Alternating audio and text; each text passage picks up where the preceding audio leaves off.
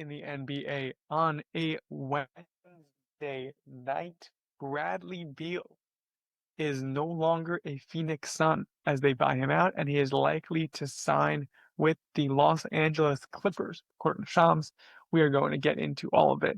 My name is Shlomo Stark, My name is Levi Jacob. and this is the daily basketball recap in 15 minutes or less.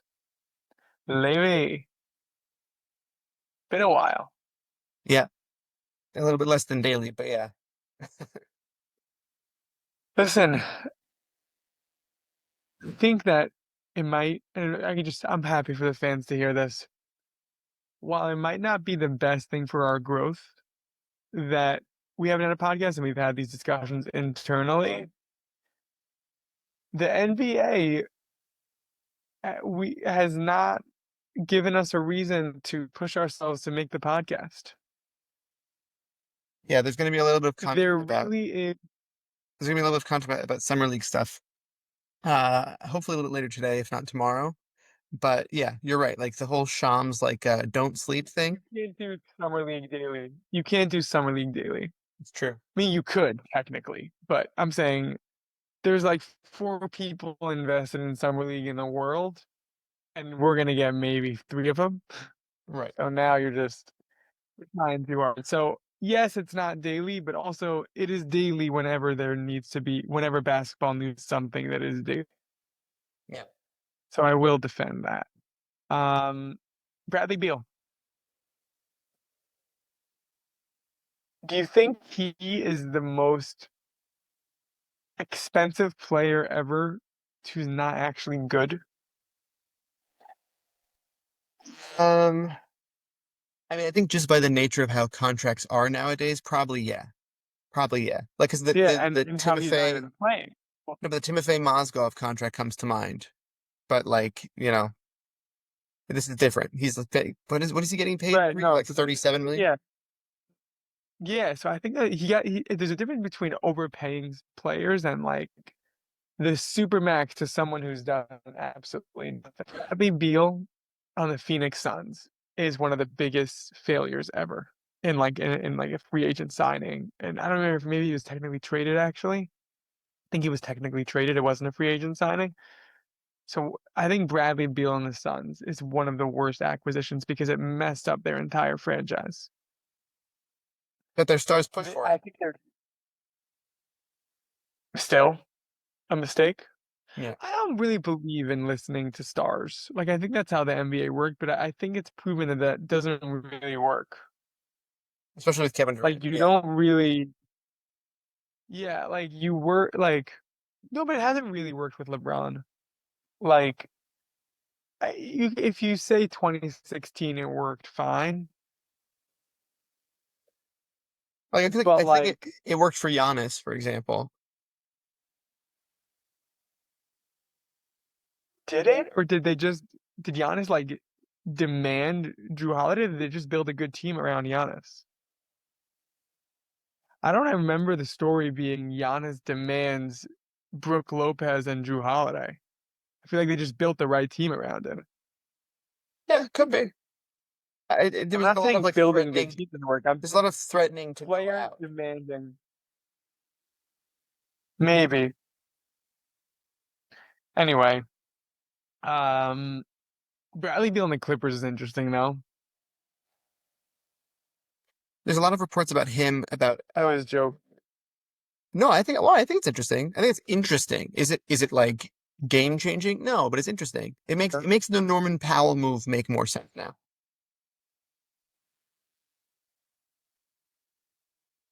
You know, Bradley Beal doesn't really play basketball.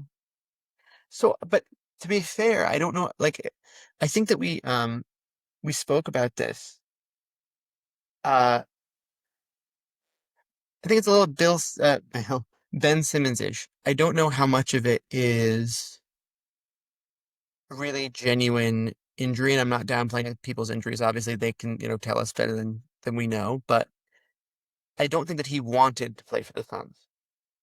And Is Ben Simmons still oh sorry for interrupted. Go, yeah, keep going. no, I think that we might see a turnaround Yeah. if he's playing for the Clippers. He's playing for something that's more like he gets to play with his buddies, you know? Is is Ben Simmons still a Clipper or no? No, I think he's a free agent right now. Got it. The Clippers do this. They're the team that does this. Kawhi is risky due to all his injuries. They're not trading him, or maybe they tried to, but there's no mark. Kawhi's their guy. Harden was a risky trade. Westbrook, they did last year, was very risky, didn't really pay off. They got rid of him the next year. Um, Now Bradley Beal, Ben Simmons, like they just like James Harden. give us your. I said James Harden. Oh, okay, that's me. Sorry. You're the second guy I said, yeah, that. But James Harden, it John, kind of paid off a little. now John Collins also, by the way, to be fair. I don't think John Collins is on that level. No, he's had seasons that he hasn't been able to play because of injury. Or at least half of seasons he's been able. I know, but I'm saying I think prime John Collins doesn't reach any of these guys. Is on this level. You know what I'm saying? What? Like the That's a hot take. the best the best John Collins is nowhere near the calibers of player I just mentioned. For sure, for sure. Um, I think I'm into what the Suns are doing. They're just kind of like there's an idea in life of taking responsibility for your actions. And was it a mistake? Did we overpay for Durant? Probably. Was the Bradley Beal trade a mistake? I think so. Was DeAndre Ayton a bad draft pick? Yes, considering the other players who were in the draft, but they've just took a look in the mirror and said, okay, let's just let's start over. Yeah. I So DeAndre Ayton was like they attempted the Ayton thing. It's like we've made mistakes. Booker's our guy. And I think I only know this because of Russillo keeps talking about it, but apparently there's full buy-in with Booker. He really likes being the most popular guy in Arizona. And he's just like, let's go, build the team. And they're like, you got it. Um, Here we go. Go yeah. Suns. I think also that they're trying to preserve vibes. Like they're trying to build a positive culture around basketball right now in Phoenix. So I think it's a good move, definitely a good move. Um, yeah, he wasn't giving them anything ultimately, Bradley Beal. And he had the no trade Mhm. clause, unfortunately for them. Um, I there's there's still the speculation about where There's Chris a Paul is going. buyout that deals. Sorry, what you're saying? There's a lot of speculation about where Chris Paul is going. And again, not that Chris Paul at this point in his career moves the needle. I don't really. I'm not one of those people speculating. That's you online speculating. I'm not. I that's you online scrolling and then seeing Chris Paul photoshopped in six different teams, No, and no, then it's more like um Wendy's talking about it. who Wendy's you talking think is about really it. gonna make a Thompson. difference somewhere? A difference in terms of listen, I still think that I don't think that he's a starting caliber point guard anymore. I think as a second, like if he's basically the TJ McConnell role, absolutely. I think that's a very good role to play. But I think also we heard some things earlier this season that he might go back to Phoenix. I don't know if he would do that now. He might go to the Clippers was like a big thing. The Clippers might want to get him and Bradley Beal. They have Bradley Beal, right? Maybe we'll see a reunion in California. I don't know. Like it's all interesting. But If I say Chris Paul, like which team do you associate Chris Paul with? definitely the Clippers. Definitely the Clippers for me. Interesting. For me, it's still Hornets. Yeah. So that's also very valid. Like totally, I hear that call as well. But I think Like that I the think that Clippers. was my favorite version of him. Yeah. I think that a lot of people would agree that that's the best version of Chris Paul. Yeah, I think he was the best on the Clippers on the Hornets, but probably most famous on the Clippers because LA is a bigger market and he had the Lob Also, the City teams, thing right, exactly, right. and there were more playoff success. So I think he was more famous on the Clippers, but he was more a better player and a more fun player to watch on the Hornets. Um, Here's my question for you. Obviously, there's a the scenario way. with this Clippers team that basically nobody on this roster plays majority of the season. There's a scenario like that. Is there another scenario that could break the right way? Not totally Bradley Beal responsible, but is there a scenario where they could be a contending team this year?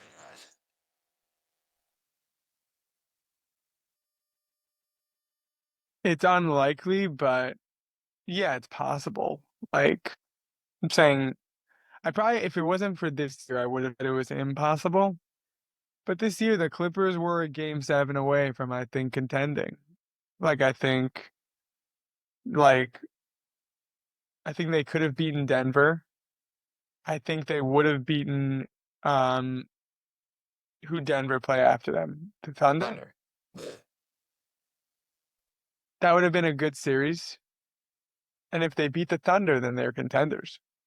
So like yeah, like I don't. there's a I think it's extremely unlikely, but like there's no reason why if the same thing that happened last year couldn't happen this year. Like they're very similar team. Like the core of their team is there with Harden, Kawhi, and Zubats. So in theory, it could happen. It's just even last year when it was happening, it was extremely unlikely, and now it's again extremely unlikely. So yeah, let's say this: the Luka trade would be more surprising than if the Clippers became a contender. Right. So if we're setting the baseline at is it possible? Yes. If the Luka trade was possible, the Clippers can be contenders this year. One more Like question let's for the say fans. The Yeah. Bulls can't be contenders this year. Yeah, Like of I would say course. that is impossible. Like that's what I'm saying. There's I think the Luka trade was more likely than the Bulls being contenders. I feel like that's my level of possible. I don't see a world in which the Bulls are contenders.